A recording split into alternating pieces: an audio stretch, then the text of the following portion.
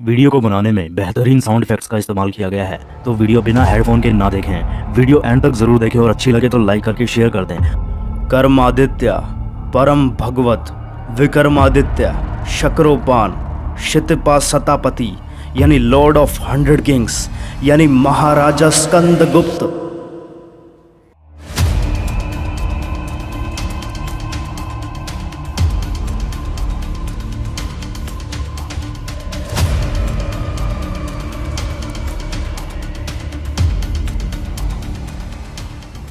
आज की वीडियो महाराजा स्कंदगुप्त के ऊपर। कौन थे स्कंदगुप्त, क्यों उन्हें गुप्त वंश का आखिरी प्रतापी शासक कहा गया। आज की वीडियो में आप जानेंगे कि किस तरह महान शासक स्कंदगुप्त ने आधी दुनिया पर राज कर रहे हूणों की भारत से नस्लें मिटा दी थी। भीतरी इंस्क्रिप्शंस या शिलालेख, जो कि एक 15 फीट ऊंचा शिलालेख है जिस पर संस्कृत भाषा में स्कंदगुप्त का वर्णन है, जो कि भिटारी यूपी में स्थित है। इस शिलालेख से ये पता चलता है कि उन्होंने किस तरह विदेशी हमलावरों और विद्रोहियों का भारत से अस्तित्व ही मिटा दिया था और गुप्त शक्ति को बहाल किया था। इनके पिता कुमार गुप्त, जिन्होंने बिहार में स्थित नालंदा यूनिवर्सिटी का निर्माण कराया था, वो हूणों के साथ संघर्ष करते हुए मारे गए थे। इतिहास बताता है कि निर्दयी हूणों के आक्रमण से दर-दर हो रहे भारत को बचाने के लिए और अपने पिता की मौत का बदला लेने के लिए स्कंदगुप्त ने सारा पैसा सेना को मजबूत बनाने में लगा दिया था और हूणों के खिलाफ जंग का ऐलान कर दिया था। इंडो हेप्थलाइट्स, जिन्हें भारत में हूणों के नाम से जाना जाता है, ये नोमैडिक ट्राइब्स हुआ करती थी, यानी ऐसी जनजातियाँ जिनका कोई ठिकाना नहीं होता था। खाना बदोश साम्राज्य के मालिक, जिन्हें वाइट हूण, ईरान में स्पेट जियोन और संस्कृत में श्वेत हूण के नाम से जाना जाता है।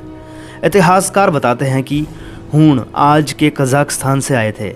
ये लोग बड़े ही निर्दयी होते थे और लूट मार में विश्वास रखते थे। हूणों का कोई स्पेसिफिक राजा नहीं होता था और ना ही कोई घर। ये तो बस जहाँ जाते थे अपना कहर बरसाते थे। हूणों का आगमन जहाँ भी होता था वो जगह जलकर राख हो जाती थी। ये बड़े ही कट्टर किस्म के लोग हुआ करते थे, बस मारना जानते थे। आप हूणों की ताकत का अंदाज़ा इस बात से लगा सकते हैं कि इन्होंने सेंट्रल एशिया और सेंट्रल यूरोप पर कब्ज़ा कर लिया था। क्लोडियस टॉलमी ने भी हूणों के बारे में अपनी किताब में लिखा है। स्कंदगुप्त के काल के दौरान हूणों ने उत्तर पश्चिम से भारत पर हमला किया और सिंधु नदी तक आगे बढ़े। भीतरी शिलालेख में टोटल 19 रोज़ हैं जो कि महाराजा स्कंदगुप्त का वर्णन करते हैं।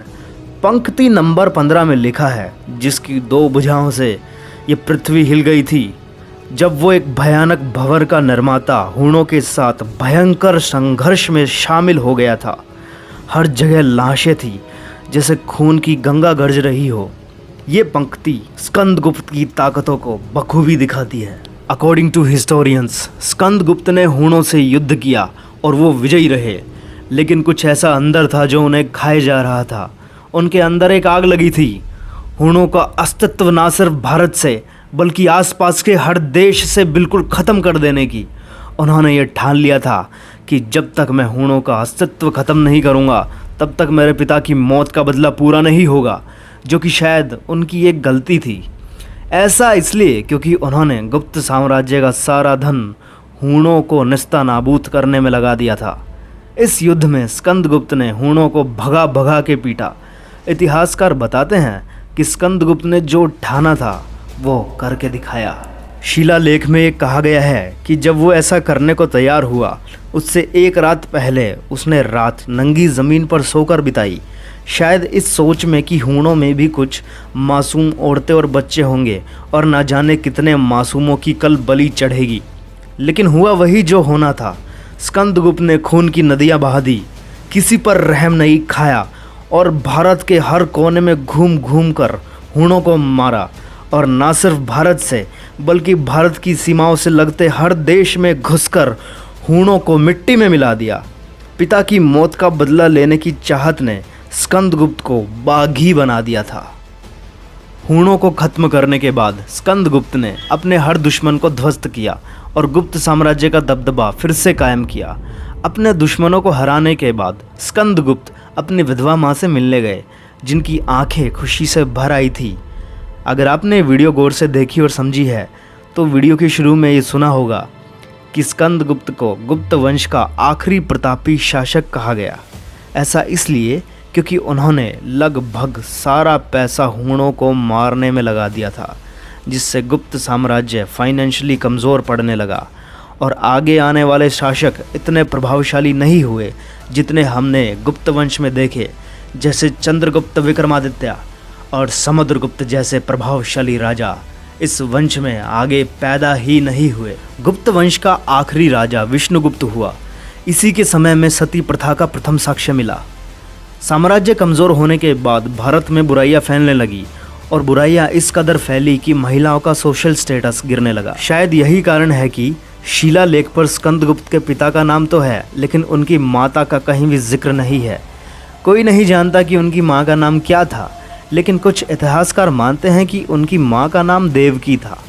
लेकिन कुछ इतिहासकार मानते हैं कि देवकी उनका नाम नहीं, बस एक टाइटल था, क्योंकि स्कंदगुप्त की माँ अपने बेटे की नज़र में बहुत ऊंचा दर्जा रखती थी और युद्ध के बाद वो अपनी माँ से उसी तरह मिलने गए जैसे भगवान श्री कृष्ण अपनी माँ देवकी से मिलने गए थे।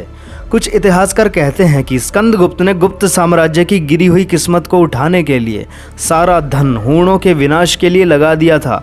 अगर वो ऐसा नहीं करते तो गुप्त साम्राज्य का दबदबा खत्म हो जाता, क्योंकि गुप्त वंश में सिर्फ कुमारगुप्त ही ऐसे एकमात्र राजा थे जो युद्ध में मारे गए थे, वरना गुप्त वंश का प्रभाव इतना ज़्यादा था कि सिर्फ उनके नाम से राजा सरेंडर कर देते थे। आपको क्या लगता है, महाराजा स्कंदगुप्त ने सही किया या गलत? कमेंट सेक्शन में कमेंट करके हमें बताइए। सो डियर फैमिली, आज की वीडियो यहीं तक। होप सो आपको वीडियो काफ़ी पसंद आई होगी। अगर वीडियो पसंद आई तो इसे लाइक कर दीजिए और शेयर कर दीजिए। And yes, if you are new to this channel, then don't forget to subscribe and hit the bell icon to all. Thank you guys. Thank you so much. धन्यवाद।